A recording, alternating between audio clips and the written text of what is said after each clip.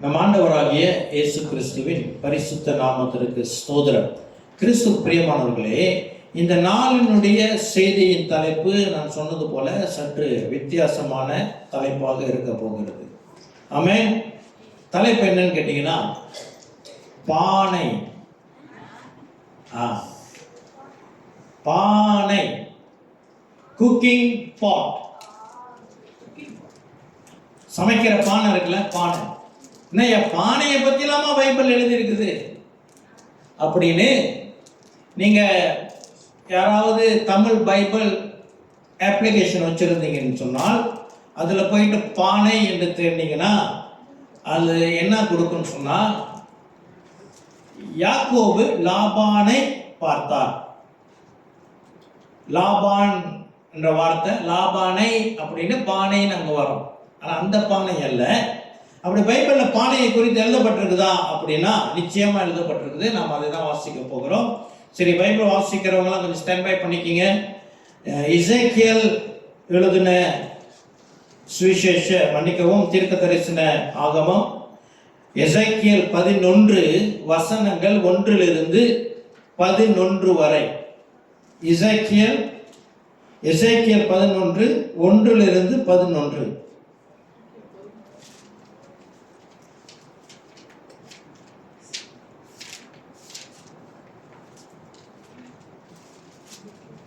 வாசிங்க, யாராவது வாசிங்க. இன்று ஆவியானவர் என்னை எடுத்து என்னை கர்த்தருடைய ஆலயத்தில் கிழக்கு முகமாக இருக்கிற வாசலுக்கு கொண்டு போனார். இதோ அந்த வாசலின் நடையில் 25 புருஷர்கள் இருந்தார்கள்.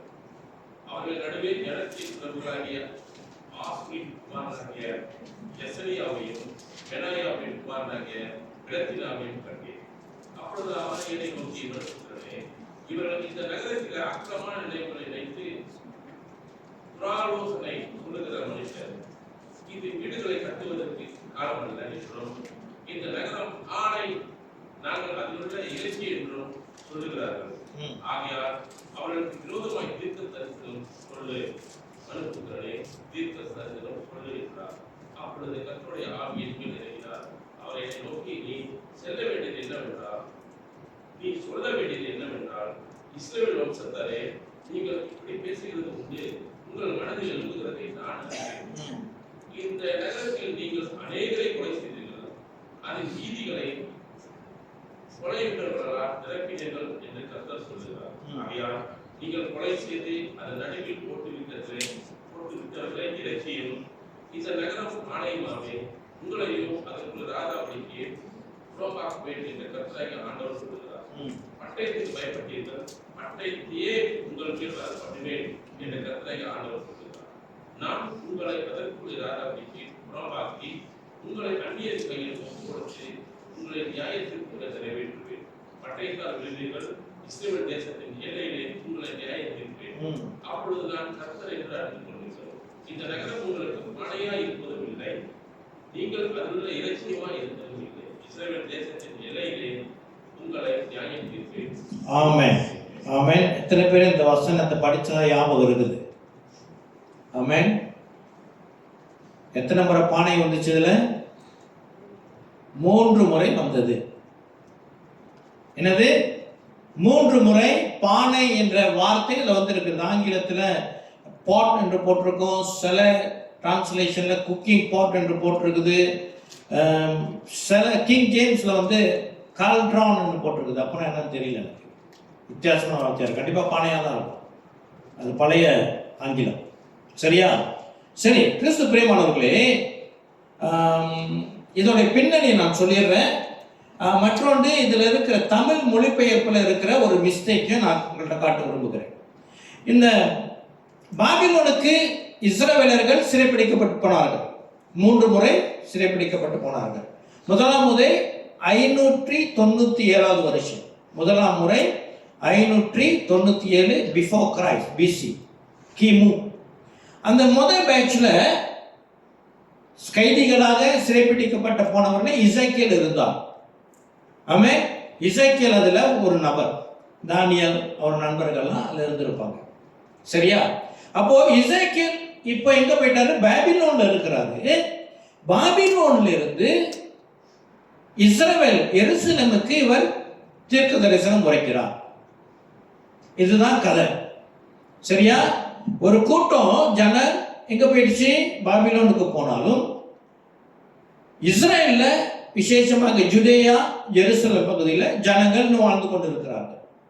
ஓகே, அங்க இருக்கிற ஜனங்களுக்கு இவர் தீர்க்க தரிசனமா கர்த்தர் சொன்ன வார்த்தைகளை எழுதி அனுப்புகிறார். ஓகே, இங்க தரிசனங்களை பார்க்கிறோம், பல காரியங்கள் நம்ம பார்ப்போம். இதுதான் அதோட பின்னணி.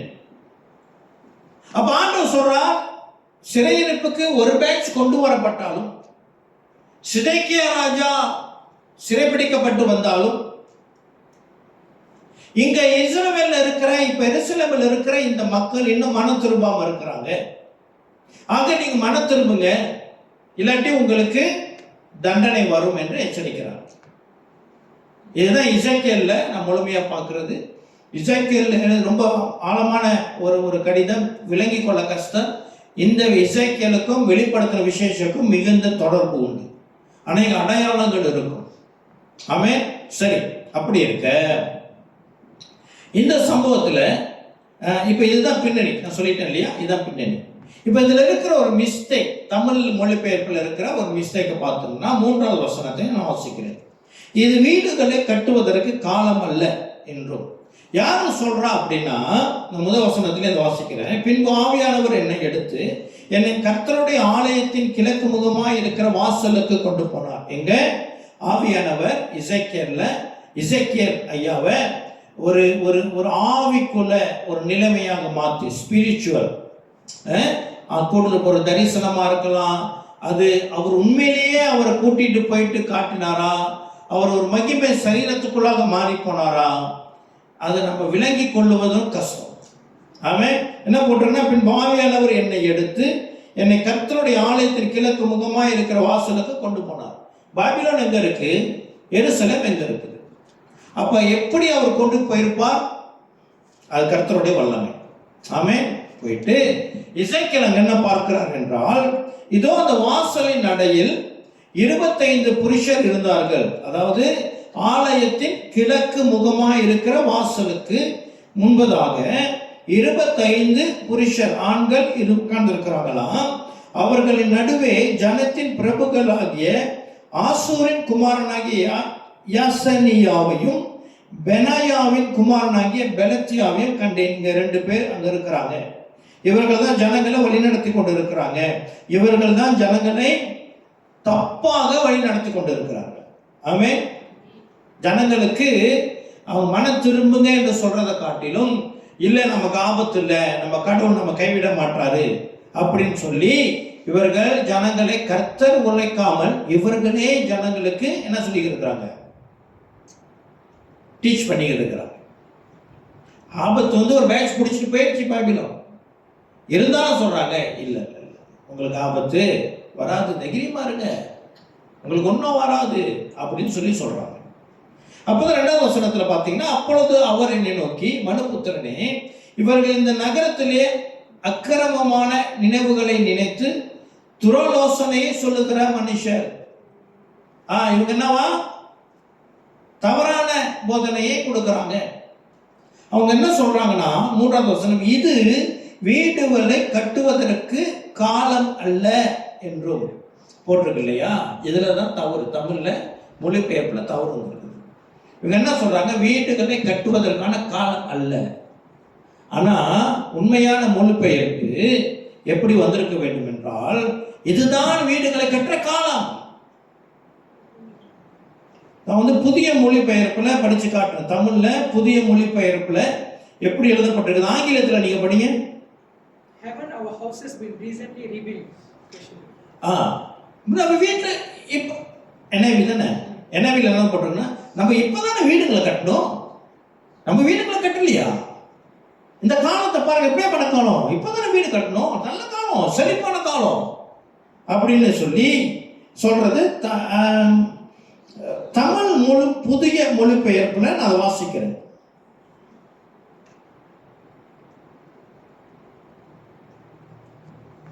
வீடு கட்டும் காலம் அருகில் உள்ளது அன்றோ, இந்நகரம் ஒரு பாண்டு. என்ன சொல்றாங்க? வீடு கட்ட காலம் கிட்ட இருக்குதுங்க, நீங்க ஏன் பயப்படுறீங்க? டோன்ட் வரி, நமக்கு நல்ல காலம் இருக்குது. ஆமென். பைபிள் நம்ம சிறைப்பிடிச்சு போவாது, நமக்கு எதிராக யாரும் வரமாட்டாங்க. கர்த்தர் நம்ம கூட இருக்கிறார். தைரியமா இருங்க, டோன்ட் நீட் டு வரி. கர்த்தர் வருகை பிறக்காது. எல்லாம் என்ஜாய் பண்ணுங்க, வீடு வாங்கிக்கிங்க, வீடை கட்டுங்க, நல்லா ஹாப்பியா இருங்க. You got time go to church. Amen. இப்பயா இருக்குது டைம். காலத்தை பாருங்க, ஃபோக்கஸ் பண்ணுங்க, வீடை கட்டுங்க, வாலிப பிள்ளைங்க வேலையை பாருங்கயா, நல்லா படிங்கயா, ஊழியெல்லாம் அப்புறம் செஞ்சுக்குவோம். ஆமென். இப்பயும் இருக்குது. ஆமென். நம்ம சபையிலேயே ஒரு வாலிப பையனை நோக்கி கேள்வி கேட்ட, இதுக்கெல்லாம் வரணும் அவசியம் இல்லை, நோண்டிடலாம், எல்லாத்துக்கும் நீங்க போய் கலந்துக்கணும்னு அவசியம் இல்லை. ஆமென். நம்ம சபையில இருந்தது. ஹல்லேலூயா. இதை நான் கேட்டதுனால, இந்த செய்தி எனக்கு வந்ததுனால நான் ரொம்ப தைரியமாக பேசுகிறேன். ஆமென். சரி, இதுதான் அங்க 3வது அதிகாரத்தில் இருக்கிற ஒரு மாற்றத்தை குறித்து நாம் விளங்கிக் கொள்ள வேண்டும். சரியா? இப்ப அதான் சூழ்நிலை. அந்த பேட்டர்ன் புரிஞ்சிச்சு இல்லையா? சரி, இப்ப இந்த பானை என்ற செய்திக்கு வரும். இது வீடுகளை கட்டுவதற்கான காலம் என்றும், காலம் வச்சுக்கோ நம்ம என்றும், இந்த நகரம் பானை, நாங்கள் அதில் உள்ள இறைச்சி என்றும் சொல்கிறார்கள். இப்போ நல்லா செழுமையா இருக்கிறாங்க அப்படின்னா, முதலாவது ஓகே, நல்ல கேளுங்க, நம்ம வாழ்க்கையில அது கர்த்தருடைய படைப்பிலிருந்து வந்த நம்ம சரீரத்துக்கு உள்ள சரீரத்துக்கென்றே உள்ள ஒரு குணாதிசயம் என்னவென்றால், என்னன்னா திடீர்னு நமக்கு ஒரு அமௌண்ட் கிடைக்குது, ஒரு பணம் போனஸ் கிடைக்குது, எஸ்டிஆர் கவர்மெண்ட் உதவி கிடைக்குது. எத்தனை பேர் கிடைச்சிச்சு? எஸ்டிஆர் ஓகே, எனக்கும் கிடைச்சிச்சு, கிடைக்குது. திடீர்னு நம்ம எதிர்பார்க்காத ஒரு தொகை வருது, சம்பளம் போடுது. முதலாவது என்ன செய்யும்?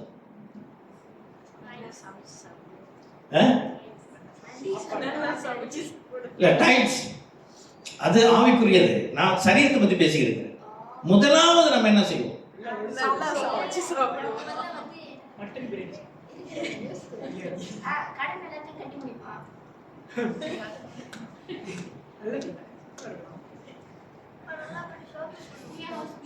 அவ்வளவு கடன் இருக்கும் அவங்களுக்கு.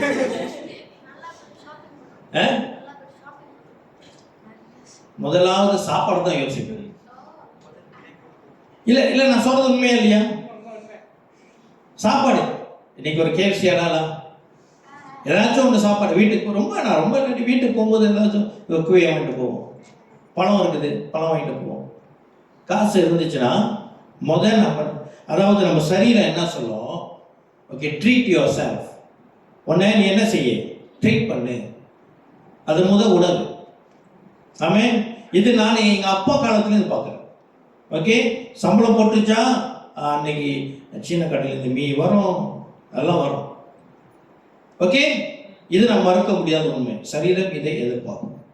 அப்போ செழுமையாக இருக்கிறோம் என்றால், நான் நல்ல ஆரோக்கியமா இருக்கிறேன் அப்படின்னு சொன்னா அதுல உணவு சம்பந்தப்படும். உணவு என்பது என்னது? உணவு என்பது நம்ம நல்ல ஆரோக்கியமா இருக்கிறோம் என்றது ஒரு அடையாளம். இதை நம்ம மறுக்க முடியாது. திருமணம் நல்ல சந்தோஷமான வைகோ தானே. அதுல ஒரு திருமணம் நடக்குதுன்னா ஆக அதிகமான நமக்கு அதுல இருக்கிற செலவு எதுக்கு செலவு பண்ணுவோம்? உணவுக்கு தான். ஆமா இல்லையா? உணவு தான் நம்ம மையமா இருப்போம். உணவு இஸ் வெரி இம்பார்ட்டன்ட் நம்ம லைஃப்ல. ஆமென். அப்ப இந்த ஜனங்கள் என்ன சொல்றாங்கன்னா, நீங்க எந்த அளவுக்கு ஆபத்து இல்லாம நல்லா செழிப்பா ஆசீர்வாதமா இருக்கிறீங்க, சந்தோஷமா இருக்கிறீங்கன்னு சொன்னா, இந்த நகரம் ஒரு பானை. இந்த பானையில நம்மளாம் இறைச்சி. என்ன அர்த்தம் சொன்னா, இந்த நகரம் பாதுகாப்பா இருக்குது, மகிழ்ச்சியா இருக்குது, நிறைவா இருக்குது, இதுக்கு ஆபத்து இல்லை, கர்த்தர் இருக்கிறாரு. நம்மெல்லாம் அதுல எப்படி இருக்கிறோம்? உணவை போல இருக்கிறோம். புரியுதா? நம்ம நம்ம அன்றாட வாழ்க்கையை நம்ம யோசிச்சு பார்ப்போம். நம்ம நல்ல சந்தோஷமா இருக்கும், காசு நிறைய இருக்குது, சொந்தக்காரங்க வந்திருக்கிறாங்க, உறவினர் வந்திருக்கிறாங்க, ஏதோ ஒரு நல்ல நிகழ்வு. ஓகே, வீட்டில் டைனிங் டேபிள்ல சாப்பாடு எப்படி இருக்கும்? ஓகே, அந்த பாயிண்ட் புரியுதா? அந்த வீட்டில் என்னங்க விசேஷம், வீட்டில் நல்ல வாசமா இருக்குது, என்ன சமைச்சிருக்கிறீங்க, புரியுது? அந்த ஐடியா அவங்க அப்படி சொல்றாங்க. ஓகே, அந்த வீட்டில் ஒரு வீட்டோட ப்ரோக்ராம் எவ்வளவு கிராண்டா இருக்குதுன்னு சொல்லணும்னா முதல் சாப்பாடு வச்சுதான் சொல்லுவாங்க. ஓகே, அந்த அளவுக்கு இவங்க ஜனங்கள்கிட்ட எக்ஸாம்பிளை காட்டுறாங்க. எப்படின்னா, நாங்களே இறைச்சியா இருக்கிறோம். எங்க வீட்டில் உங்க வீட்டில் என்னங்க, நான் ஒரு தடவை கேட்டேன், ஒருத்தர் சொன்னாரு, பிரதர் உங்க வீட்டில் நம்ம வீட்டிலாம் பொதுவாக என்ன சொன்ன, நம்ம என்ன சாப்பிடுவோம்? சரி, ஒரு நாளைக்கு கோழி இருக்குன்னு சொன்னா அன்னைக்கு கோழிக்கறி இருக்கும், பொரிச்ச கோழி இருக்கும். என்னைக்காச்சும் மீன் வச்சோம்னா மீன் இருக்கும், பொரிச்ச மீன் இருக்கும். அந்த மாதிரி தானே இருக்கும். ஆனா சில வீட்டில் எப்படி செய்யறாங்கன்னா, அவங்களுக்கு டெய்லி ஒவ்வொரு நாளும் கோழி இருக்கணுமா, கோழியோட மீன் இருக்கணுமா, மீனோட ஊடாங்க இருக்கணுமா, ஆட்டரிச்சு, அது அவங்க டெய்லி அப்படிதான் சாப்பிடுவாங்க. அந்த மாதிரி ஜனங்கள் இருக்கிறாங்க. கர்த்தர் ஸ்தோத்திரம், அவங்கள முடிச்சா சாப்பிட்டு போட்டோம், நம்ம அதை சொல்லல. இப்ப என்ன சொல்ல வரேன், நான் நல்லா இருக்கிறேன், கர்த்தருடைய நம்மளுடைய கிறிஸ்தவ மொழியில சொன்னோம் என்று சொன்னால், நான் கர்த்தருடைய ஆசீர்வாதத்தில் இருக்கிறேன், நல்ல ஐக்கியத்தில் இருக்கிறேன் அப்படின்னா, நம்மளே ஐக்கியம். நம்மள என்ன யோசிக்கிறோம்? சாப்பாடு தானே. எங்க நாசியம் நாசில மாயம் எங்க இருக்குது? எங்க நெய் தோசை, திறமலை பிரதர். இதில் நல்ல வேலை நான் தப்பிச்சேன். நைட்டு பூரா எனக்கு ஊழியம் கிளாஸ் அப்படி வந்துருச்சா, ஓரளவு தப்பித்து கொள்ள முடிகிறது. ஏன்னா அன்பு தொல்லை தாங்க முடியாது. ஆமே, நல்லது ஐக்கியம் கொள்வது. ஆண்டவரே உடம்படிக்கையை உணவுல தான் வச்சாரு. ஆமே, தன் உடம்படிக்கை என்னது அப்பத்திலும் திராட்சை ரசத்திலும் தான் வச்சாரு. அதை நான் தப்புன்னு சொல்ல. அப்போ இந்த ஜனங்கள் உதாரணம், ஆண்டவர் தான் உதாரணமா பேசுவாரு. எசேக்கியேல பார்த்தோம்னா ஏகப்பட்ட உதாரணங்கள் உண்டு. இப்படி செய்ய, இப்படி செஞ்சு காட்டு, இப்படி செஞ்சு காட்டு, இப்படி செஞ்சு காட்டு அப்படின்னு ஏகப்பட்ட உதாரணங்களை ஆண்டவர் சொல்லுவார். ஆனா இங்க இந்த ஜனங்களே தங்களை சொந்த உதாரணமாக மாற்றிக் கொள்கிறார்கள். ஆமே, இது ரொம்ப முக்கியம். அப்போ என்ன சொல்றாங்க? டோன்ட் வரிலா, எங்க வீட்டில் அடுப்பு எரிஞ்சுக்கிட்டு இருக்குதுங்க சொல்லுவோமா இல்லையா? எது இருக்குதோ இல்லையோ, எங்க வீட்டில் அடுப்பு எரிஞ்சு கொண்டு இருக்கு. என்ன அர்த்தம்? எங்களுக்கு குறை இல்லாம ஆண்டவர் நடத்துகிறார். ஆமே, ஆண்டவர் நடத்துகிறார். எங்க வீட்டில் அடுப்பு எரியுதுங்க. ஒரு முறை எங்க அண்ணன் சொன்னாரு, என்னால அவரால், எங்கள் அண்ணன் பிஸ்னஸ் செய்கிறதுனால, அநேக இந்தியன் ஒர்க்கர்ஸ் அவர்கிட்ட வேலை செய்கிறதுனால, என்னால் இந்தியாவில் ஒரு 50 குடும்பத்தில் அடுப்பு எரியுதா அப்படின்பாரு. அது உண்மை. அவ்வளோ பேர் வேலை செய்கிறாங்க அங்கே, அவங்க அவங்க ஃபேமிலி போஷிக்கப்படுது. ஆமே, அப்போ அடுப்பு எரிகிறது அப்படின்னா என்ன அர்த்தம்? அது சுவிட்சமாக இருக்குது. ஆனால் நிலைமை அது அல்ல. நிலைமை அது அல்ல. அங்கு மோசமான நிலைமை, ஆபத்து வருது. ஆண்டவர் தீர்மானத்தை எடுத்துட்டார், இவங்களுக்கு நான் தீர்க்க போகிறேன் என்று சொல்லி தீர்மானித்துட்டாரு. அதை ஆரம்பிச்சுட்டார் ஆண்டவர். ஒரு பேட்சை கைப்பிடிக்கப்பட்டு ராஜாவே பிடிச்சிட்டு போயிட்டாங்க. இருந்தாலும் ஜனங்க சொல்றாங்க, டோன்ட் வரி, நம்ம தேசங்க பானைங்க, பானை, நம்மலாம் அதுல இருக்கிற உணவு, நம்ம தான் இறைச்சி. சைவ சாப்பாடு இல்லை, இறைச்சியா. இறைச்சினா அவங்க எதை இறைச்சின்னு சொல்லுவாங்கன்னு சொன்னா, மாடு, ஆடு இறைச்சி. கோழிலாம் கணக்கில் வருமானம் கொடுத்துருக்கு. சரியா? இறைச்சியா தங்களை அவங்களை எப்படி பொய்யா தங்களை என்ன சொல்லிக்கிறாங்க? தங்களை ஆறுதல்படுத்திக்கிறாங்க, பலப்படுத்திக்கிறாங்க, உற்சாகப்படுத்திக்கிறாங்க. சரி, இப்ப ஆண்டவர் என்ன செய்யறாரு? ஓ, நீ அப்படி சொல்றியா, அப்படியே உன் வழிக்கே நான் வரேன். ஆமே, பாருங்க, நம்ம ஆண்டவர்கிட்ட சேலஞ்ச் பண்ணக்கூடாது.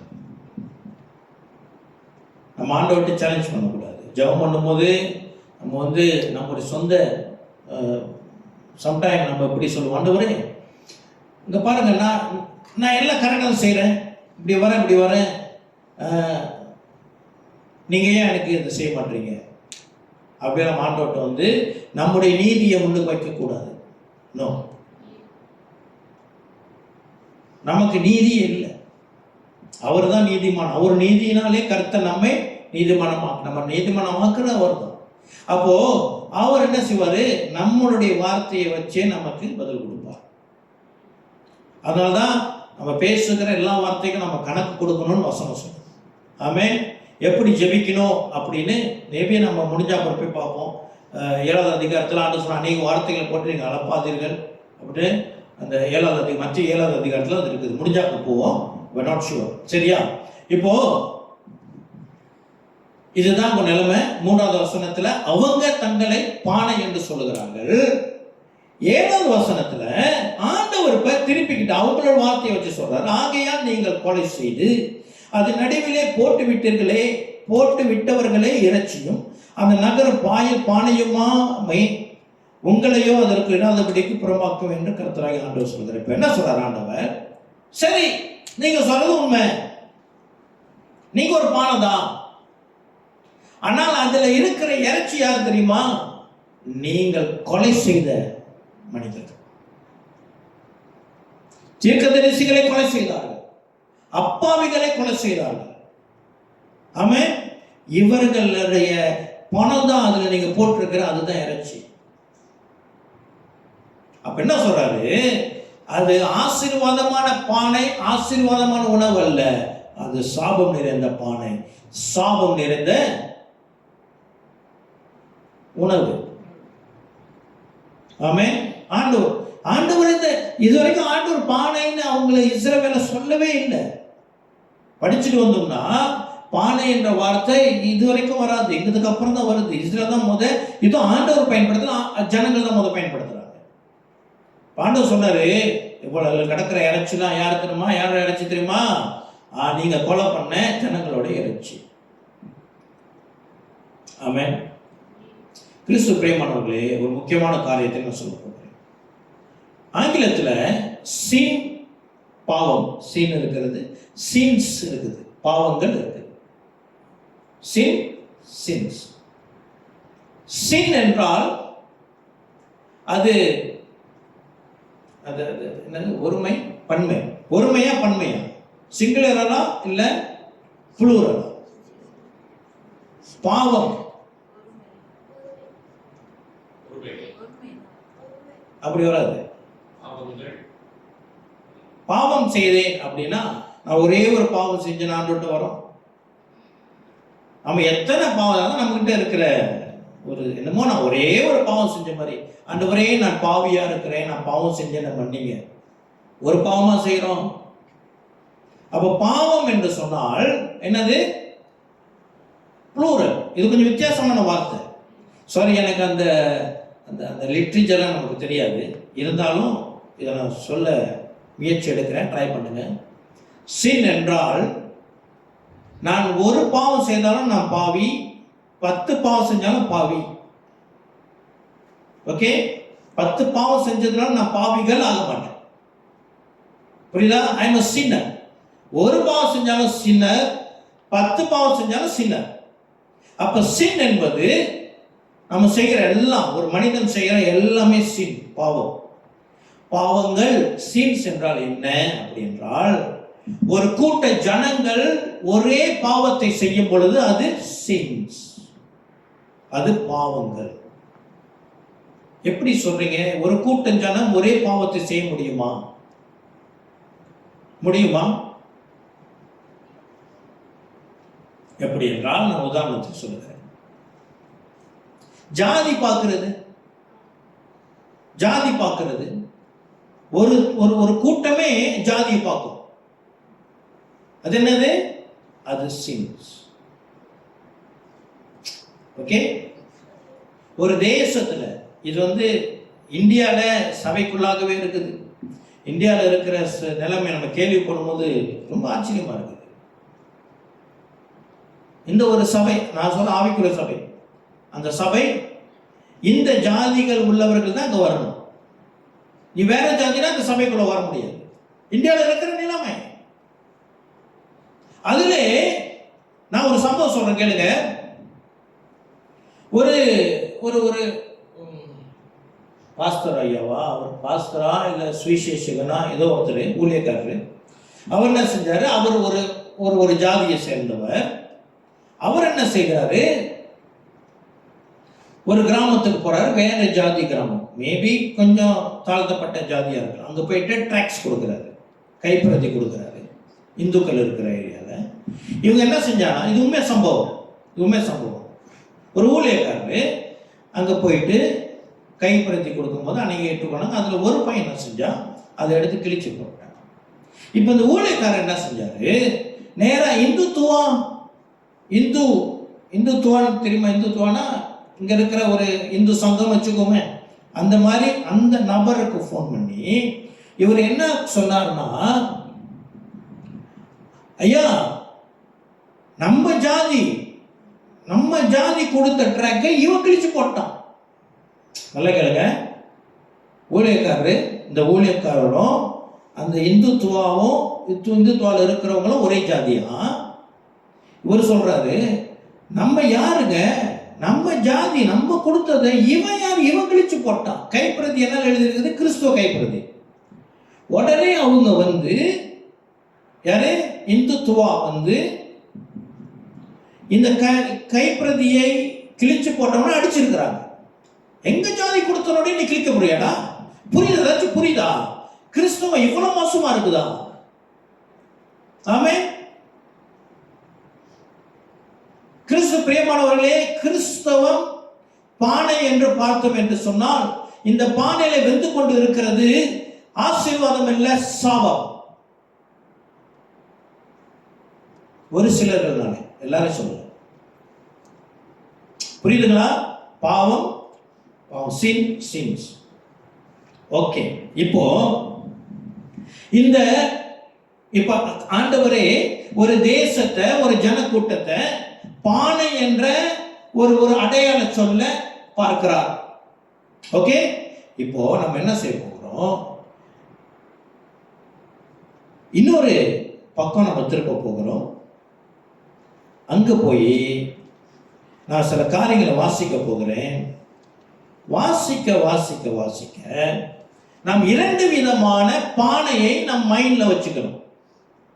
ஒன்று நம்முடைய மலேசியா தேசம், ஏன்னா இது ஒரு தேசத்தை குறித்து பேசுகிறது அல்லவா? ஆகினாலே நம்ம மலேசியா தேசத்தை உதாரணமாக நம்ம வைத்து பார்க்க போகிறோம், தியானிக்க போகிறோம். நம்பர் 2, இது இஸ்ரவேலர்களுக்கு பேசப்பட்ட காரியம் அல்லவா? ஆகினால இன்று நாம் ஆவிக்குரிய இஸ்ரவேலர்களாக இருக்கிறதுனாலே நாம் கிறிஸ்தவம் மற்றும் சபையை குறித்தும் நாம் பார்க்க போகிறோம். அப்ப நம்ம என்ன, ஒரு வசனத்தை வாசிக்க போகிறேன். ஒரு 27 வசனங்கள் உண்டு.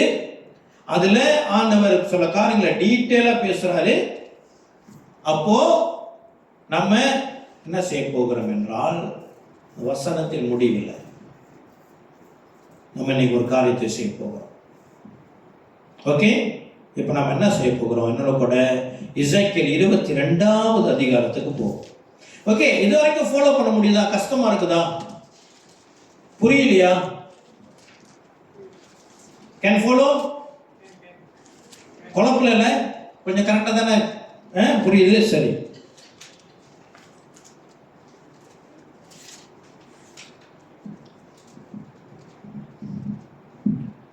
இருபத்தி 22வது அதிகாரம் முதல் வசனத்திலிருந்து படிங்க. நிறுத்தி படிக்க போறோம்.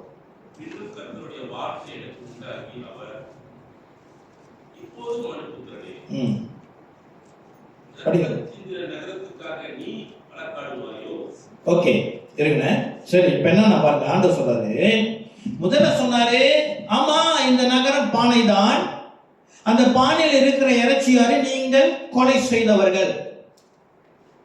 ஓகே, இங்க என்ன சொல்றாரு, இதோ ரத்தம் சிந்தின நகரத்துக்காக நீ அப்ப இந்த நகரம் என்ன நகரம்? ரத்தம் சிந்தின நகரம். இந்த ரத்தம் சிந்தின இந்த ஜனங்களை தான், இந்த கொலை செய்தவர்கள், இந்த பிணங்கள் தான் இப்ப பானையில் இருக்கிற இறைச்சி. ஆமென். அது கிறிஸ்து பிரியமானவர்களே, இந்த பானையில நம்ம வீட்டில் சமைச்சாலும் சரி, கடையில் சாப்பிட்டாலும் சரி, பானை அது சமைக்கிற, அது உள்ளுக்கு நம்ம போடுகிற அந்த இன்கிரீடியன்ஸ் இருக்கு இல்லையா, இறைச்சி, ஒரு மசாலா தூள், அது இது லொட்டு லொசுக்கெல்லாம் போடுறோம் இல்லையா, போடுகிற இந்த அந்த போடுகிற அதில் இருக்கிற அந்த ஹெர்ப்ஸ், அதோடைய என்னது மசாலா, வேற என்ன வார்த்தை வைப்போம், என்னது ஸ்பைசஸ், தமிழ்ல மூலிகை இல்லை, வேற என்னது,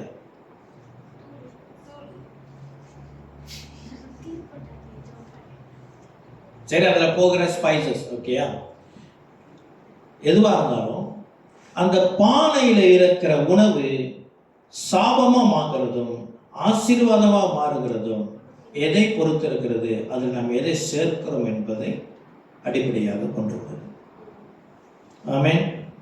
நம்ம என்ன பார்க்க போகிறோம், இந்த வசனத்தை தியானிக்கும் பொழுது, இப்போ கிறிஸ்தவம் ஒரு பானை, இந்த தேசம் ஒரு பானை. இப்போ இந்த ரெண்டு பானையில எந்த பொருள் சேர்க்கப்பட்டிருக்கிறது, அந்த பொருளின் அடிப்படையிலே, அவர்களின் செயலின் அடிப்படையிலே இந்த தேசம் சாபத்துக்குள்ளாக இருக்கிறதா, இந்த கிறிஸ்தவம் சபையானது சாபத்துக்குள்ளாக இருக்கிறதா, அல்லது இது ஆசீர்வாதமாக இருக்கிறதா என்று ஆவியானவர் நமக்கு வெளிப்படுத்துவார். ஆமென். சரி, தொடர்ந்து வாசிக்கலாம்.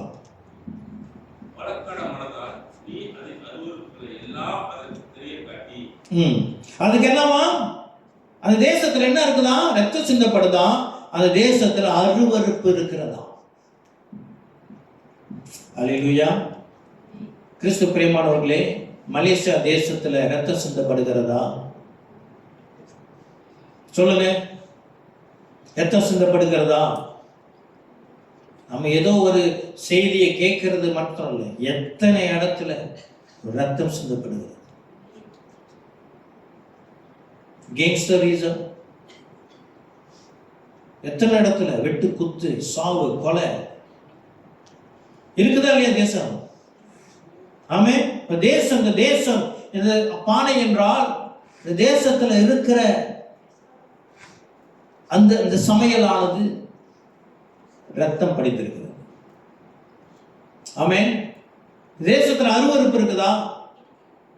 ஏகப்பட்ட அருவருப்பு. சபையில இருக்குதா? கிறிஸ்தவத்தில் இருக்குதா அருவருப்பு? Yes, it is. ஆமே. அடுத்து 3வது வசனம். அதை நோக்கி கர்த்தராகிய ஆண்டவர் உரைக்கிறது என்னவென்றால், உன் காலம் வரத்தக்கதாக உன் நடுவிலே ரத்தம் சிந்துவதும் உன்னை தீட்டுப்படுத்துவதற்காக உனக்கே விரோதமாய் நரகலான விக்கிரகங்களை உண்டு கொண்டிருந்தமான நகரமே. உனக்கு விரோதமாய் நரகலான விக்கிரகங்களை கொண்டு பண்ணுகிறது. நம்ம தேசத்துல விக்கிரகங்களுக்கு பஞ்சமா? சொல்லுங்க, விக்கிரகங்களுக்கு பஞ்சமா? எவ்வளவு பெரிய விக்கிரகங்கள் இருக்குது. விக்கிரகங்களுக்கு பஞ்சமே இல்லை. அவ்வளோ விக்கிரம் நிறைந்து கிடக்கிற இந்த தேசம். ஆமென். கிறிஸ்தவத்துக்குள்ள விக்கிரம் இருக்குதா அப்படின்னா, எஸ், கத்தோலிக்க சர்ச்சில் இருக்குது. ஆனா ஆவிக்குரிய சபையில ஒரு விக்கிரம் இருக்குது. வசனம் சொல்லுது, பொருளாசை என்கிற விக்கிரக ஆராதனை இருக்குதா இல்லையா? கிறிஸ்தவத்துல, கிறிஸ்தவர்கள் மத்தியில பொருளாசை இருக்கிறதா இல்லையா? அது அருவருப்பு. ஆமே. தொடர்ந்து வாசிப்போம். நீ சிந்தின உன் ரத்தத்தினால் நீ சுமந்ததாக்கி உண்டு பண்ணின உன் நரகலான விக்கிரகங்களால் நீ தீட்டுப்பட்டு உன் நாட்களை சமீபிக்க பண்ணி உன் வரிசைகளை நிறைவேற்றினார். ஆகையால் நான் உன்னை புறஜாதிகளுக்கு நிந்தையாகவும் தேசங்களுக்கெல்லாம் பரியாசமாகவும் வைப்பேன். ஆமென். கிறிஸ்து பிரியமானவர்களே, மலேசியாவுடைய நிலைமை இப்ப எப்படி இருக்கிறது என்றால், உலக தேசங்களுக்கு நம்ம ஒரு எப்படியாப்பட்ட தேசம் என்றால், பரியாசம் பண்ணப்படுகிற ஒரு தேசமாக நாம் மாறிவிட்டோம். இப்போ நீங்க செய்திகளை பார்த்தீங்களா இல்லைன்னு தெரியல, அது என்ன புதுசா இருந்துச்சு, நாங்க கேட்கும் பொழுது எனக்கு புதுசா இருந்துச்சு. அமெரிக்கா தேசம் சில நாடுகளை, ஆசியாவில் இருக்கிற சில நாடுகளை, இவர்களுடைய எக்கானமிக்களை அவங்க மானிட்டர் பண்ணுவாங்க. நம்முடைய பொருளாதார வளர்ச்சி, பொருளாதாரத்துடைய சம்பந்தப்பட்ட காரியங்களை அமெரிக்கா தேசம் பல நாடுகளை என்ன செய்கிறது, கண்காணித்து வருகிறதா. ஓகே, அது டீட்டெயில்ஸ் எனக்கு தெரியல, இதுதான். அதிலிருந்து, இந்த கண்காணிப்பிலிருந்து மலேசியா நீக்கப்பட்டு விட்டது. இது இப்ப ஒரு வாரத்தின் செய்தி. மலேசியா நீக்கப்பட்டு விட்டது. became a clown. நம்ம வந்து ஒரு clown மாதிரி மாறிக்கிட்டு இருக்குது நாடு. இஸ்ரவேலுக்கு எதிராக எந்த நாடும், எந்த ஒரு நாடும் இந்த அளவுக்கு குரல் கொடுக்கல, இந்த அளவுக்கு குரல் கொடுக்கல. இன்னொரு செய்தி கேள்விப்பட்டிருப்பீங்க, பாகிஸ்தான்ல இருக்கிற தீவிரவாத இயக்கம் தாலிபானுக்கும் நம்ம எடுகேஷன் மினிஸ்டருக்கும் இப்போ மீட்டிங். இங்க ஒரு தாலிபான்லேருந்து ஒரு குரூப் இங்க வந்து மலேசியாவுடைய எடுகேஷன் மினிஸ்டர் கூட மீட்டிங். என்னது, இவங்களுடைய இந்த எடுகேஷன், இந்த படிப்பு கல்வி இருக்கு இல்லையா, கல்வியில அவங்களுக்குள்ளாக ஒரு இவங்க அவங்களுக்கு உதவி செய்ய போறாங்களாம். இந்த தேசம் அப்படியாக போய் கொண்டிருக்கு. சரி, ஓகே, தொடர்ந்து படிப்போம். உனக்கு சமீபமும் உனக்கு தூரமான தேசங்களின் மனுஷர் நீ அவர் கீர்த்தி உள்ளதென்றும் அமளி பெறுவதென்றும் உன்னை பரியாசம் பண்ணுவார். உனக்கு சமீபமும் உனக்கு தூரமான தேசங்களின் மனுஷர் நீ அவர் கீர்த்தியுள்ளதென்றும் அமளி பெருத்ததென்றும் உன்னை பரியாசம் பண்ணுவார்கள். என்னவா, உனக்கு சமீபமும் உனக்கு தூரமா இருக்கிற தேசங்களில். கிறிஸ்து பிரியமானவர்களே, வெளி தேசங்களில் மலேசியா தேசத்தை பத்தி கேட்டும் என்று சொன்னால் சிரிக்கத்தக்க இருக்கிறது நம்மளுடைய நிலைமை. தாய்லாந்துல போயிட்டு ஒரு காலத்துல தாய்லாந்து போகிறவர்கள் மலேசியாவுடைய நம்முடைய பணத்தை பயன்படுத்துவார்களாம். இப்பொழுது மலேசியா காசை அவர்கள் எடுக்க மாட்டுகிறார்களாம். வேண்டாம், மலேசியாவோட கரன்சி எங்களுக்கு வேண்டாம். இந்தியா தேசத்துல இங்க வேலை செய்யற இந்தியர்கள் என்று சொல்லி நான் கேட்டிருக்கிறேன். பொண்ணு பார்ப்பாங்க இல்லையா, பொண்ணு பார்க்கும் பொழுது இது கொஞ்ச நாளாவே இந்த கதை இருக்குது. வெளியூர்ல வேலை செஞ்சா கொஞ்சம் மவுஸ், மாப்பிள்ளை கொஞ்சம் மவுஸ் கூட. எங்க வேலை செய்யறாரு, குவைத்துல வேலை செய்யறாரா, எங்க வேலை செய்யறாரு, கத்தார்ல வேலை செய்யறாரா, நல்ல மதிப்பு. மலேசியா மாப்பிள்ளை வேணாங்க, மலேசியா வேலை செய்யற மாப்பிள்ளை எங்களுக்கு வேண்டாம். ஒன்றே பணவீக்கம், இங்க உள்ள ரேட், நம்மளுடைய மலேசியாவோட கரன்சி ரொம்ப இறங்கிருச்சு. இன்னொன்று என்னவென்றால், மலேசியாவில் இந்த தமிழர்கள் வெளிநாட்டுக்காரர்கள் படுகிற வேதனை எத்தனை நியூஸ் நம்ம கேள்விப்படுறோம். ஆமா இல்லையா, வெளிநாட்டில் போய் கேட்டேன், மலேசியானா ரெஸ்பெக்ட் இல்லை, அப்படி இருக்குது, பரியாசம் பண்றாங்க. நம்ம இங்க அரசியல் வழக்கு தங்கள் பெருமை பேசுறாங்க, வெளியே போய் பார்த்தா தான் தெரியுது ஒரு நிலைமை எப்படி இருக்குது சொல்லி. ஆமே, சரி, அடுத்து இதோ இஸ்ரவேல் அதிபதிகள் அவரவர் தங்கள் சுயபலத்திற்கு தக்கதாக உன்னில் ரத்தம் சிந்தினார்கள், உன்னில் உள்ள தாய் தகப்பனை அற்பமாய் எண்ணினார்கள், உன் நடுவில் பரதேசிக்கு இடுக்கல் செய்தார்கள். ஒன்னில் உள்ள தாய் தகப்பனை அற்பமாய் எண்ணினார்கள். கிறிஸ்து பிரியமானவர்கள், மலேசியா தேசத்தை தாய் தகப்பன்மார்கள் அற்பமாக எண்ணப்படுகிறார்கள் இல்லையா? சொல்லுங்க, எத்தனை ஹோம்ல பெற்றோர் கைவிடப்படுறாங்க. ஹோம் நிறைஞ்சுக்கிட்டே இருக்குது, புது ஹோம் முளைச்சுக்கிட்டே இருக்குது. ஏன்னா பெற்றோர் பிள்ளைங்க வச்சு பார்க்க மாட்டாங்க. பெற்றோர் என்ன பார்க்கறாங்களா, அற்பமா எண்ணுகிறார்களா நம்ம தேசத்துல. உலக தேசங்கள் இருக்கிறதா இருக்கட்டும், நமக்கு நம் தேசம் தான் நமக்கு முக்கியம்.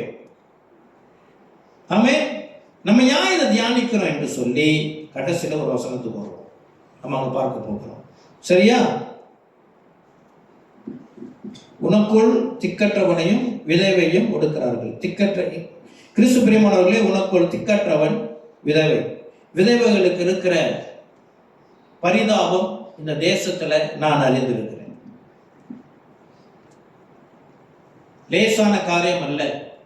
ஒரு ஆண் துணையின்றி வேலை செய்கிற இடத்திலும், வசிக்கிற இடத்திலும், உறவினர்கள் நண்பர்கள் மத்தியிலும் ஒரு பெண்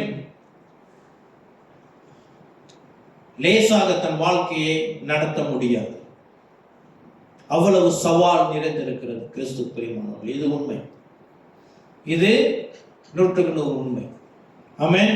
அடுத்து, நீ என் பரிசுத்த வஸ்துக்களை அசட்டை பண்ணி என் ஓய்வு நாட்களை பரிசுத்த நிச்சயமாக்கினார். ஆமென். கிறிஸ்து பிரியமானவர்களே, இது இஸ்ரவேலுக்கு உட்பட்ட காரியமாக இருந்தாலும், இது நான் முதல்ல சொன்னேன் இல்லையா, நம்ம என்ன செய்யணும்? சபையையும் ஒரு பானையாக பார்க்க வேண்டும் இல்லையா? இங்க என்ன பார்க்கிறது? நீ உன் பரிசுத்த வஸ்துக்களை அசட்டை பண்ணி, நீ ஒரு கிறிஸ்தவர்கள் மத்தியிலே இப்ப பரிசுத்தம் அசட்டை பண்ணப்படுகிறது. ஓய்வு நாட்கள் பரிசுத்த குலைச்சலாக மாறுகிறது. எத்தனை கிறிஸ்தவர்கள் என்ற நாள்ல இந்த ஓய்வு நாள் அன்று எங்க இருக்கிறார்கள்? கிறிஸ்து பிரியமானவர்களே, சரியான காரணம் இல்லாம எமர்ஜென்சி, இப்ப பிரகாஷ் இன்னைக்கு சர்ச் வர முடியல, சரியான காரணம் COVID-19 குவாரண்டைன்ல இருக்கிறார், அப்படிதானே? அவர் வெளியே போக முடியாது. ஸோ அவர் சர்ச் வர முடியல. Yes, we can accept it. சரியான காரணம் இல்லாம சபை கூடுதல்ல ஒரு ஆள் இல்லைன்னா அவர்கள் பரிசுத்த நாளை என்ன பண்றாங்களா? ஓய்வு நாளை பரிசுத்த குலைச்சலாக்குகிறார்கள். கிறிஸ்தவம் என்ற பானை சாபமாக இருக்கிறதை நாம் மறக்க முடியாது. ஆமென். இப்போ இந்த சபையானது பானையாக நாம் பார்க்கிறோம், ஆவிக்குரிய இஸ்ரவேலர்கள். இந்த பானையிலிருந்து புறஜாதிகளுக்கு நம்ம உணவை கொடுத்தோம் என்று சொன்னால் அது எப்படியாப்பட்ட உணவா இருக்கணும்? ஆரோக்கியமான உணவா இருக்கணும். விஷம் கலந்து கெட்டு போன உணவு கொடுத்தோம்னா மறுபடியும் இந்த பானையிலிருந்து சாப்பிடுவார்களா? கிறிஸ்து பிரியமானவர்களே, இந்த நாளுடைய கிறிஸ்தவம் பரிதாபம் இப்படிதான் இருக்குது. கிறிஸ்தவர்களுடைய நிலைமை இப்படி இருக்கிறது. கிறிஸ்தவர்களா தூரமா போயிடுறாங்க. என்ன தெரியுங்களா? சுவிசேஷத்தை காரணமா காட்டல, கிறிஸ்தவர்கள் இருக்கிற கிறிஸ்தவனே இப்படிதாங்க. எத்தனை பேர் சொல்றீங்க, ஆமா இதெல்லாம் நாங்க கேள்விப்படுறோம் பார்க்கிறோம்? ஆமென். ஹல்லேலூயா. சரி, தொடர்ந்து வாசிப்போம். இரத்தம் தீர்ந்தபடிக்கு அபாண்டம் பேசுகிறவர் முன்னிடத்தில் இருக்கிறார். மலைகளின் மேல் சாப்பிடுறவர்கள் முன்னிடத்தில் இருக்கிறார். மலையின் மேல் சாப்பிடுறவங்க என்னன்னு தெரியுங்களா? மலையின் மேல்னா அது மலையின் மேல் தான் விக்கிர ஆராதனை அங்கே பலியிடுவாங்க. அங்கே ஜனங்கள் போய் என்ன செய்வாங்க? அங்கே போய் சாப்பிடுவாங்க. அதாவது அது அந்த நாட்களில் இருக்கிற மத வழிபாடு எப்படி இருக்கும் என்று சொன்னால், மத வழிபாடு எப்படி இருக்குன்னு சொன்னால், அந்த நாட்களில் இருக்க ஆல்மோஸ்ட் ஆல் த ஏன்ஷியன்ட் ரிலிஜனோடைய வழக்கம் என்னன்னு சொன்னால், அங்கே விக்கிர ஆராதனை, ஆடு எல்லாம் பலியும் கொடுப்பாங்க, ரத்த பலியெல்லாம் கொடுக்கப்பட்டு சாப்பிடுவாங்க. அங்கே ஒருத்தர் சாப்பிட்றான்னு சொன்னால், நல்லா கேளுங்க, இந்த விக்கிர ஆராதனை கோயில்களில் என்ன இருக்கும்? விபச்சாரம் இருக்கும், ப்ராஸ்டிடியூஷன் அங்கே இருக்கும். அப்போ அந்த அந்த மலைகள்ல விக்கிர ஆராதனை இடத்துல போயிட்டு ஒருத்தன் சாப்பிட்றான் அப்படின்னா என்ன அர்த்தம்? அவன் அந்த விபச்சாரத்தில் ஈடுபடுகிறான் என்ற அர்த்தம். அது ஒரு பேக்கேஜ். அந்த நாட்கள் தெய்வ வழிபாடுகள் கொரிந்து சபையில இதான் பிரச்சனை. அது ஏதோ ஒரு தெய்வம் பேரு மறதியா இருக்கு. அந்த ஆலயத்துல 1000 விபச்சாரிகள் இருப்பார்கள். விபச்சாரம் தொடர்ந்து நடந்து கொண்டே இருக்கும். ஒரு முறை விபச்சாரம், அது பேக்கேஜ். விபச்சாரத்தை முடிச்சுட்டு சாப்பாடு முடிச்சுட்டு விபச்சாரம். அப்ப இங்க மேடைகள் நீங்க சாப்பிடுகிறீங்க என்ன அர்த்தம்? அசுத்தம். ஆமென். இந்த தேசம் எப்படி கடந்து போகுது? ஒருவேளை சிலருக்கு இந்த காரியம் தெரியும், சிலருக்கு இது தெரியும். ஆமென். இந்த தேசம் மிக மோசமான விபச்சாரத்துக்குள்ளாக மாட்டிக்கொண்டு இருக்கிறது. ஆமென். சரி, தொடர்ந்து பார்ப்போம். இது சபையிலும் இருக்கிறது. கிறிஸ்து பிரியமானவர்களே, படிக்கணும். அடுத்து முறைகேடு செய்கிறவர்கள் உன் நடுவில் இருக்கிறார்கள். ம் தகப்பனை நிர்மாணமாக்குகிறவர்கள் ம். இருக்கிறார்கள். ம் துளஸ்திரியை பலவந்தப்படுத்தினவர்கள் உன்னில் இருக்கிறார்கள். ம் உன்னில் ஒருவன் தன் அயலனுடைய மனைவியுடைய அருவருப்பானதை செய்கிறான். ம் வேறொருவன் முறைகேடாய் தன் மருமகளை தீட்டுப்படுத்துகிறான். ம். வேறொருவன் தன் தகப்பனுக்கு பிறந்த தன் சகோதரியை பலவந்தம் பண்ணுகிறான். பாருங்க. சரி, அடுத்து இதெல்லாம் கிறிஸ்து பிரியமானவர்களே கிறிஸ்தவத்துக்குள்ளாகவும் உண்டு. இருக்குதா இல்லையா? நான் போய் சொல்ல, உண்மையா இருக்குது. எவ்வளவு காரியம் ஓப்பனா பேச முடியும். என்ன சொல்றீங்க? It is there. ஓகே, அடுத்து இரத்தத்தின்படிக்கு பரிதானம் வாங்கினவர்கள் உன்னில் இருக்கிறார்கள். ம் நீ வட்டியையும் பொலிசையையும் ம். வாங்கி பொருளாசெல்லாம் உன் அயலானுக்கு இடுக்கண் செய்து ம். என்னை மறந்து போனாய் என்று கர்த்தராகிய ஆண்டவர் சொல்கிறார். ஓ, வட்டி. இந்த தேசத்துல வட்டி, இந்த லோன் ஷாப்ஸ், இந்த வட்டிக்கு வர்றவங்க தலை கொளுத்து ஆடுகிறாங்க. எத்தனை பேர் தற்கொலை பண்ணி இருக்கிறாங்க இந்த வட்டினால? எத்தனை பேர் லைஃப் இன் மிசரபிள், வட்டியில மாட்டிக்கிட்டு. நெகேமியா காலத்துல நெகேமியா வந்து படிச்சோம்னா அங்க ஒரு காசு வட்டி. அதாவது வட்டி எப்படின்னா, பிள்ளைங்களுக்கு தெரியுமா தெரியல. இப்ப நான் வந்து டர்வின்ட ஒரு 100 வள்ளி பிஞ்சாம வாங்குறேன். அப்ப டர்வின் சொல்லுவாரு, ஓகே உங்களுக்கு ஒரு காசு வட்டி அப்படின்னு சொல்லுவாரு. என்ன அர்த்தம்னா, நான் அடுத்த மாதம் அவர்கிட்ட அந்த 100 வள்ளி கொடுக்கும் பொழுது ஒரு வள்ளி எக்ஸ்ட்ரா நான் கொடுக்கணும். அது 1% இன்ட்ரெஸ்ட். சரியா? அதே டர்வின் என்ன செய்யறாரு, இல்லை இப்போ நான் வட்டிலாம் மாற்றிட்டேன் அப்படின்னு இப்போ இருக்கிற கரண்ட் சிச்சுவேஷன் சொல்கிறேன். 13 காசு வட்டி இருக்குதா இல்லையா? 15 காசு வட்டி. 100 வள்ளி நான் வாங்குறேன், திருப்பி கொடுக்கும் பொழுது நான் 115 வள்ளி கொடுக்கணும். அல்லது 100 வள்ளி வாங்கும் பொழுதே 15 வள்ளி அதை வெட்டிக்கிட்டு 85 வள்ளி கொடுப்பாங்க. திருப்பி நான் கொடுக்கும் பொழுது 100 வள்ளியை கொடுக்கணும். 100 வள்ளிக்கு இதை கேட்கும்போது 15 வள்ளி பெருசா இல்லை. பெரிய பெரிய அமௌண்ட் போடும்போது எத்தனை பெரியோட வாழ்க்கை. எத்தனை நம்ம இருக்கிற வட்டாரத்தில் ஒரு ரவுண்ட் சுற்றிட்டு வருவோம். எத்தனை வீட்டில் சிகப்புகளை பெயிண்ட் அடிக்கப்பட்டிருக்குது. வட்டி கொடுக்க முடியாது. எத்தனை பேர் பயந்து ஓடுறாங்க. இதெல்லாம் தேசத்தை படுத்தி கொண்டு இருக்கிறது. எத்தனை கிறிஸ்தவர்கள் வட்டி விடுறாங்க. இருக்குதா இல்லையா? கிறிஸ்தவர்கள் ரட்சிக்கப்பட்டவங்க வட்டி விடுறாங்க. சாபம். That means the testimony of Christianity is poisoned. இது விஷமா மாறிடுச்சு. நம்ம சாட்சி விஷமா இருக்கிறது. இந்த தேசம் ஒரு புறம் வட்டி, பேங்க் வட்டி, அநியாய வட்டி. ஆமாவா இல்லையா? மானிட்டரியம் கொடுத்தாங்க கோவிட் டைம்ல. எடுத்தவங்க நிலைமை பரிதாபமா இருக்குது. இப்ப வீடு லோனு என்ன சொல்லுவாங்க, base lending rate, base lending BLR, அது எவ்வளவு கூட போயிடுச்சுதான். 600 வழி வீடு காசு கட்டிக்கிறவங்க 1000 வழி கட்டுறாங்க. What is this? ஆமே. சரி, அடுத்த வசனம். இதோ நீ அநியாயமாய் சம்பாதித்த பொருள் நிமித்தமோ உன் நடுவில் சிந்தின ரத்தத்தின் நிமித்தமோ நான் கை கொண்டுகிறேன். நீ அநியாயமாய் சம்பாதித்த பொருள் நிமித்தம். இருக்குதா இல்லையா?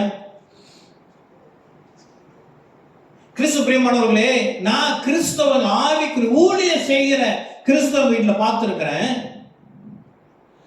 இந்த கோவை இங்க இல்ல, வேற இடத்துல கோவையோட ஏர் ஃபில்டர், ஓகே, நல்லா பெருசா இருக்குது. வீட்டில எல்லாம் பார்த்துட்டு சின்ன சின்னதாக இருக்கும், இது நல்லா பெருசு.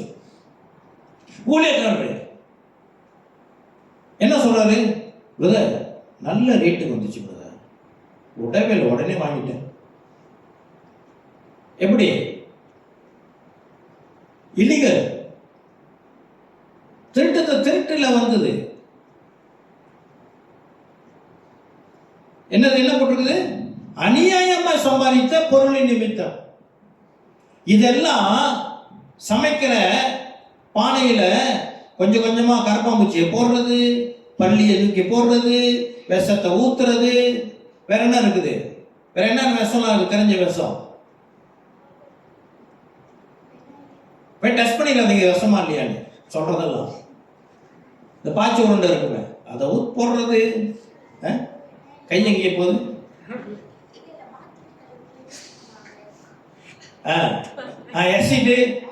எசிட்டு சரியா?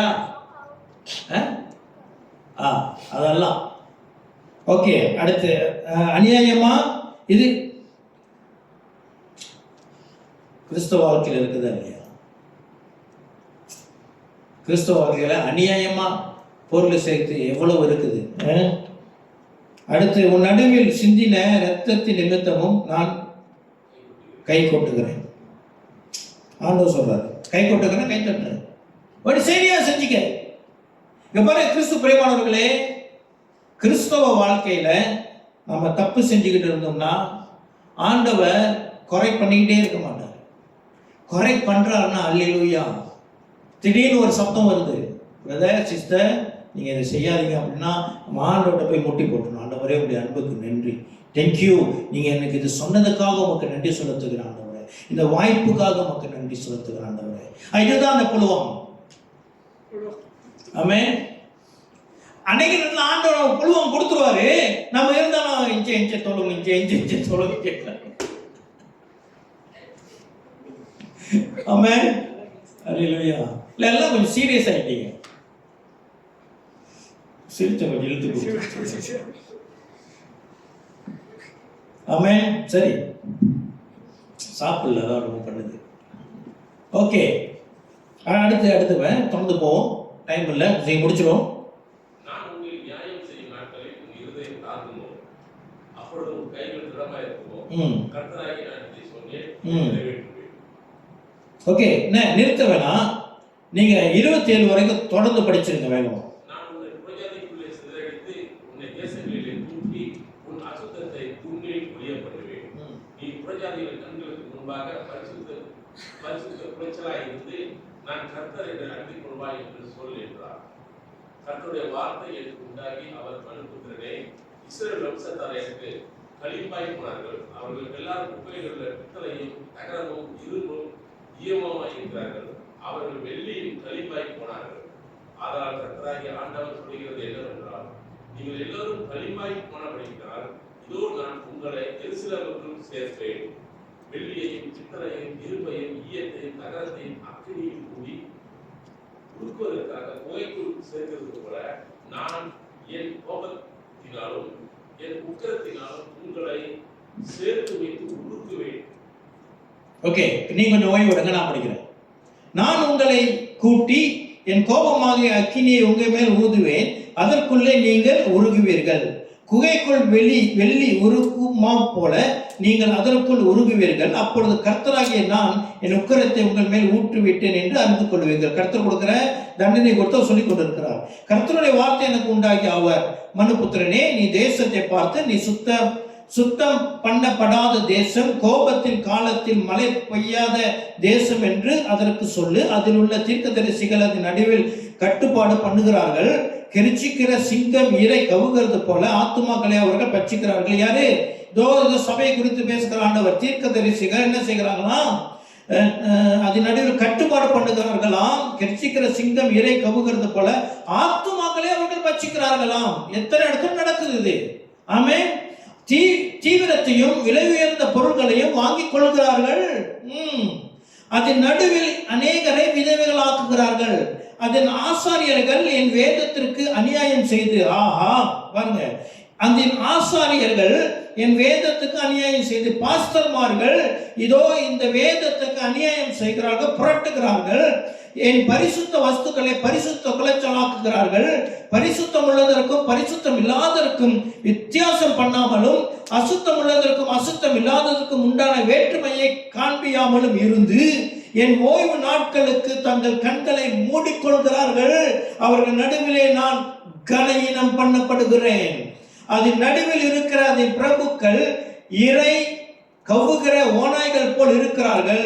அநியாயமாய் பொருள் சம்பாதிக்கிறதற்கு இரத்தம் சிந்துகிறார்கள், ஆத்துமாக்களை கொள்ளையிடுகிறார்கள். அதன் தீர்க்க தரிசிகள் அபத்தமானதை தரிசித்து பொய் சாஸ்திரத்தை அவர்களுக்கு சொல்லி கர்த்தர் உரைக்காதிருந்தும் கர்த்தராக ஆண்டவர் உரைக்கிறார் என்று சொல்லி அவர்களுக்கு சாரமற்ற சாந்தை பூசுகிறார்கள். கிறிஸ்து பிரியமானவர்களே, இதை கொஞ்சம் விளக்கிறது. என்ன செய்யறாங்கன்னா, அதன் தீர்க்க தரிசிகள் அற்பம் அபத்தமானது தரிசித்து பொய் சாஸ்திரத்தை அவர்களுக்கு சொல்லி கர்த்தர் உரைக்காயிருந்தும் கர்த்தராய் ஆண்டவர் உரைக்கிறார் என்று சொல்லி அவருக்கு சாரமற்ற சாந்தை பூசுகிறார்களாம். எத்தனை பேர் கேட்டிருக்கிறீங்க? இன்னைக்கு பிரசங்கம் பற்று போல இருந்துச்சு, ஆமா இல்லையா? விசுவாசிகள் அதை என்ன செய்வாங்க? விரும்புவாங்க. பற்றுல சாரம் இருக்கா? பைபிள் வசனம் இருக்கு, இன்னைக்கு தான் தெரியுது. சாரம் அற்ற சாந்து. சாந்து எல்லாருக்கும் சாந்து பாய்க்கிறது தானே. சாரம்னா காரசாரம் இருக்கா? அப்ப என்ன இருக்கணுமா? பாருங்க, வசனம் சொல்லுகிறது, அவர்களுக்கு சாரமற்ற சாந்தை பூசுகிறார்களாம்.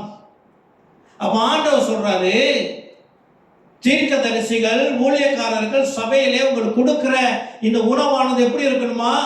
காரசாரமா இருக்கணுமா?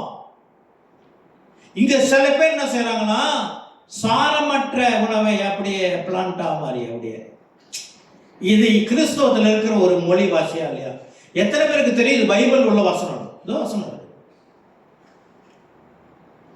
ஆமென். ஒருவேளை நீங்க யோசிக்கலாம், என்ன அந்த பாஸ்டர் எப்ப பார்த்தாலும் கடினமாவே காரசாரமா பேசுறதுன்னு. கிறிஸ்து பிரியமானவர்களே, நானும் முயற்சி செய்யறேன் அன்பா பேசணும்னு, ஆசீர்வாதமா பேசணும்னு எனக்கு ஆசையா இருக்குது. பட் என்னால முடியல. இது இப்ப மட்டும் இல்ல, என்னோட ஆரம்ப நாட்களில் கத்தோலிக்க சர்ச்சில் இருக்க ஊழியத்திலிருந்து நான் தயார் செய்த ஆசையா இருக்கும், அன்பா பேசணும், ஜனங்கள் ஆசீர்வதிக்கணும் என்று சொல்லி. அப்போ ஒரு ஊழியக்காரர் சொன்னார், உன்னுடைய பேரை போலதான் உன்னுடைய ஊழியம் இருக்கும். யோவான், ஜான் என் பேரு. யோவான் ஸ்நானகனுடைய பிரசங்கம் எப்படி இருந்துச்சு? விரியன் பாம்பின் குட்டிகளே. ஆமென். அது கிறிஸ்து பிரியமானவர்களே, இது நான் அல்ல, கர்த்தர் சொல்லுகிற வார்த்தை என்று நான் விசுவாசிக்கிறேன். ஆமென். என்ன செய்கிறார்களாம்? சாரமற்ற சாந்தை பூசுகிறார்கள். தேசத்தின் ஜனங்கள் இடுக்கன் செய்து கொள்ளையடித்து சிறுமையும் எளிமையுமானவனை ஒடுக்கி அந்நியனை அநியாயமாய் துன்பப்படுத்துகிறார்கள். இப்போ கர்த்தர் ஏன் இந்த காரியங்களை நம் மத்தியில் பேசினார் என்றால், அடுத்த வருகிற இந்த வசனத்திற்காக. நான் தேசத்தை அழிக்காதபடிக்கு திறப்பிலே நிற்கவும் சுவரை அடைக்கவும் தக்கதாக ஒரு மனுஷனை தேடினேன், ஒருவனையும் காணேன். கிறிஸ்து பிரியமானவர்களே, இந்த தேசம் அல்லது கிறிஸ்தவம் பானைக்கு ஒப்பிடப்பட்டிருக்கிறது. இந்த பானையில் சமைக்கப்படுகிற இந்த சமையல் விஷம் நிறைந்ததாக இருக்கிறது. இந்த விஷத்தை அதை உட்கொள்ளுகிறவர்கள் தேச மக்களாக இருந்தாலும் கிறிஸ்தவத்தில் இருக்கிற மக்களாக இருந்தாலும் இவர்களுடைய நிலைமை பரிதாபம். இவர்கள் அழிக்கக்கூடியவர்களாக இருக்கிறார்கள், தேவனால் அழிக்கக்கூடியவர்களாக இருக்கிறார்கள். இவர்களை அழிக்காதபடி கர்த்தருடைய இரக்கம் இவர்களுக்கு வர வேண்டும் என்று சொல்லி ஒருவன் திறப்பிலே நின்று ஜெபிக்க வேண்டுமா? திறப்பிலே நின்று ஜெபிப்பது என்றால் என்ன என்று நான் சொல்லுகிறேன். இப்ப இஸ்ரவேல் எருசலேம் சுற்றி அந்த நாட்கள் அநேக நாடுகளிலே சுற்றி செவுறு இருக்கும். என்ன இருக்கும்? மதில் செவுறு இருக்கும். இப்ப அந்த நாட்கள் இருக்கிற டெக்னாலஜி இந்த நாட்டில் இருக்கிற இப்ப நவீன டெக்னாலஜி மாதிரி தொழில்நுட்பம் அல்ல. இந்த நாட்கள்ல நமக்கு நல்ல சிமெண்ட் இருக்குது, நல்ல கான்கிரீட் இருக்குது.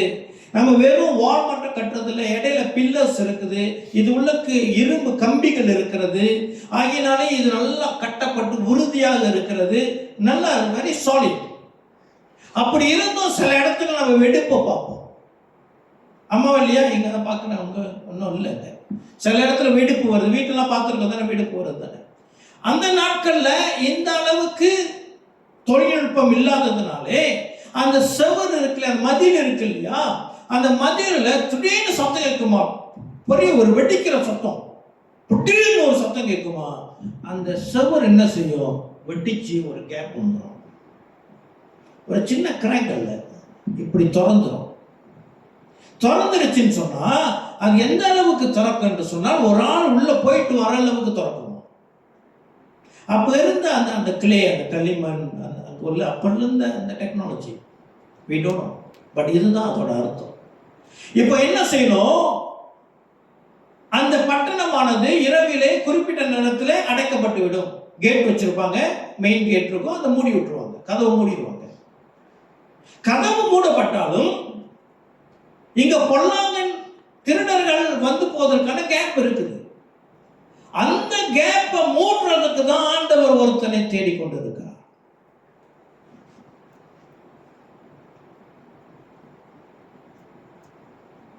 ஆமென், ஹல்லேலூயா. எத்தனை பேர் சொல்லுவோம், இந்த பாரம் எனக்கு வேண்டும்? தேசத்தின் மேலே, கிறிஸ்தவ சபையின் மேலேயும் நமக்கு பாரம் வேண்டும். ஆண்டவரே, எனக்கு இந்த பாரத்தை கொடுங்கப்பா. திறப்பில் நிற்கிறவனாக கர்த்தர் என்னை மாற்றுவீராக. தேசத்திற்காக மாத்திரமல்ல, என்னுடைய கிறிஸ்தவ குடும்பத்திற்காகவும் திறப்பில் நின்று காலம் பொல்லாததாக இருக்கிறதுனால தகப்பனை ஜெபிக்கிற மனிதனாக என்னை மாற்றுவீராக. ஜெபம் முக்கியம். நான் ரொம்ப சுருக்கமாக மலேசியாவில் இருக்கிற கரண்ட் ஸ்டேட்டஸ் அவங்கள்ட்ட நான் சொல்கிறேன். நம்மளுடைய பொருளாதாரம் மிக மோசமாக இருக்கிறது.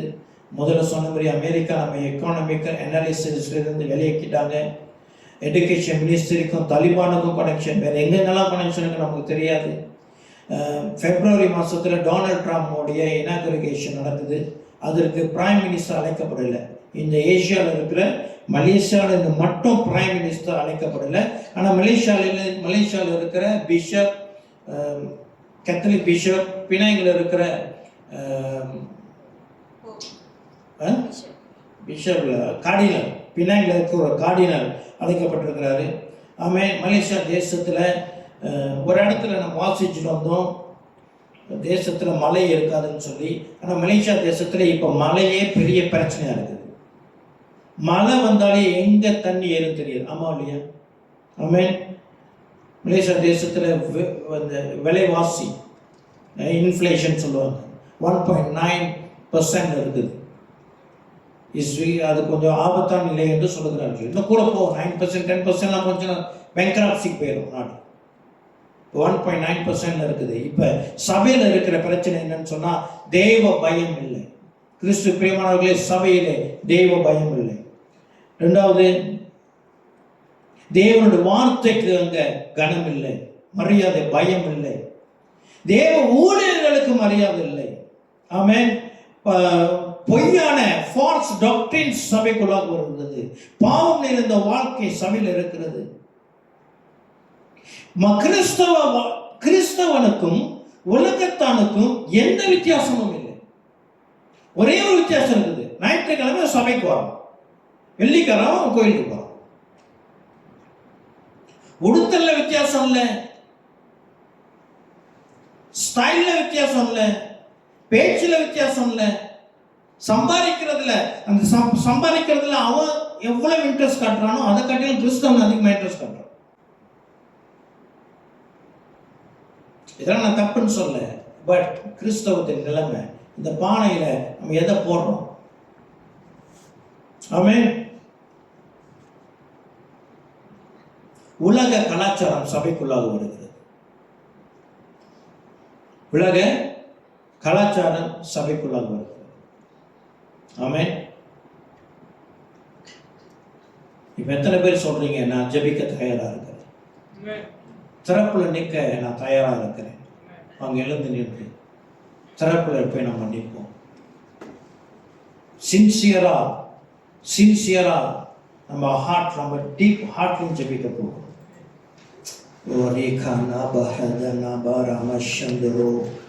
ஓ ராஜா ஆண்டவரே, இந்த தேசத்துல கர்த்தர் நம்ம வச்சிருக்கிறார் இல்லையா? கர்த்தர் நம்ம தேசத்துல வச்சிருக்கிறார் இல்லையா? நமக்கு கர்த்தர் பொறுப்பு கொடுத்திருக்கிறார். நமக்கு பாரம் உண்டு, நமக்கு பொறுப்பு உண்டு, நமக்கு அக்கறை உண்டு. கர்த்தர் நம்மை இந்த இடத்துல அவர் நம்மை எம்பசடராக வைத்திருக்கிறார். எம்பசடராக நம்ம வைத்திருக்கிறார். தகப்பனே, அப்பா பிதாவே, 2 காரியங்களுக்காக உம்முடைய சமூகத்துக்கு முன்பதாக நாங்கள் வருகிறோம். மலேசியா தேசத்திற்காக வருகிறோம், கிறிஸ்தவத்துக்காக வருகிறோம், சபைகளுக்காக வருகிறோம். ஆண்டவரே, கிறிஸ்தவ சபையானது இதோ விஷயம் நிறைந்த, உணவு பாண்டம் நிறைந்த ஒரு பானையாக காணப்படுகிற வேளையில கர்த்தர் மனதுருக்கமாய் பரிசுத்தப்படுத்துவீராக. ஓ நியாய தீர்ப்பு சபையிலே ஆரம்பிக்கிறது என்று வேதம் சொல்லுகிறபடி கர்த்தர் இந்த சபைகள், கிறிஸ்தவ சபையிலே கர்த்தர் இரக்கமாயிருந்து ஜனங்களுடைய இருதயத்தை கர்த்தர் மாற்றுவீராக. கர்த்தர் மனதுருக்கம் உள்ளவரே, ஜனங்களுக்கு ஒரு வாய்ப்பு கொடுப்பீராக. தகப்பனே, இதோ துணிகரமாக செய்கிற பாவம் என்ன, இந்த எச்சை மனதில் இருக்கிற இந்த அசுத்தம் இயேசு கிறிஸ்துவின் நாமத்தினால் அகற்றப்படுவதாக. ஓ ரீகா நாபா ரந்த நோரோபா ஷஹுந்தரலா பரந்தரே. இதோ சபையிலே கர்த்தருடைய கோபாக்கனை இறங்காதபடி கர்த்தர் மனதுரக்கமாய் கர்த்தர் பரிசுத்தப்படுத்தும், சபையை பரிசுத்தப்படுத்தும், ஜனங்களை பரிசுத்தப்படுத்தும். உம்முடைய இரக்கம் பாராட்டுவீராக. கர்த்தர் ஜனங்களுக்கு தேவ பயத்தை ஊற்றுவீராக. இதோ ஆரம்ப நாட்களிலே ஆதி சபையிலே கர்த்தருடைய நியாய தீர்ப்பு இதோ கர்த்தர் இறங்கினது போல, அனனியா சபீரானுடைய வாழ்க்கையில இறங்கினது போல இந்த ஒரு விசை கர்த்தர் இறக்குவீராக. ஓ ரீகா நாபா ராமா தன்னா சந்தோரோரலா பந்தரே. இதோ கர்த்தருடைய வருகைக்கு முன்பதாக கர்த்தர் சபையை கர்த்தர் சுத்திகரிப்பீராக, பரிசுத்தப்படுத்துவீராக. பரிசுத்தத்தில் ஒரு எழுப்புதல் வரட்டும், தெய்வ பயத்திலே ஒரு எழுப்புதல் வரட்டும். ஓ ரீகா நாபா ரதுனு ரீபா சந்தரே. மலேசியா தேசத்திற்காக வருகிறோம், தலைவர்களுக்காக வருகிறோம், அரசியல்வாதிகளுக்காக வருகிறோம். இங்க இருக்கிற பலவிதமான ஜனங்கள் வாழ்ந்து கொண்டு இருக்கிற தேசத்துல கர்த்தர் இந்த தேசத்தை சுத்திகரிப்பீராக. இஸ்ரவேல் தேசத்திற்கு எதிராக எழும்புகிற இந்த அரசாங்கத்தில் கர்த்தர் உம்முடைய வல்லமையை ஊற்றுவீராக. தேவ பயத்தவர்கள் காணட்டும், கர்த்தருடைய கரத்தை புயத்தவர்கள் காண்பார்களாக. கர்த்தர் யுத்தம் செய்கிற தேவன், நியாயம் தீர்க்கிற கர்த்தர்.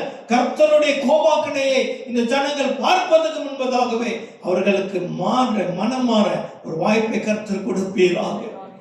ஆண்டவரே, இந்த தேசத்தை கர்த்தர் பாதுகாப்பீராக. தேசத்தில் இருக்கிற ஜனங்களை கர்த்தர் பாதுகாப்பீராக. தேசத்தில் இருக்கிற அநியாயத்தை கர்த்தர் எடுத்து போடுங்க, இரத்த சுத்தத்தை எடுத்து போடுங்க. ஓ ராஜா, இவர்கள் ஒரு சமூகமாக செய்கிற பாவத்தை கர்த்தர் எடுத்து போடுங்க. விக்கிரகங்களை கர்த்தர் அகற்றி போடுங்க, சாபத்தை எடுத்து போடுங்க, இருளை கர்த்தர் நீக்குவீராக.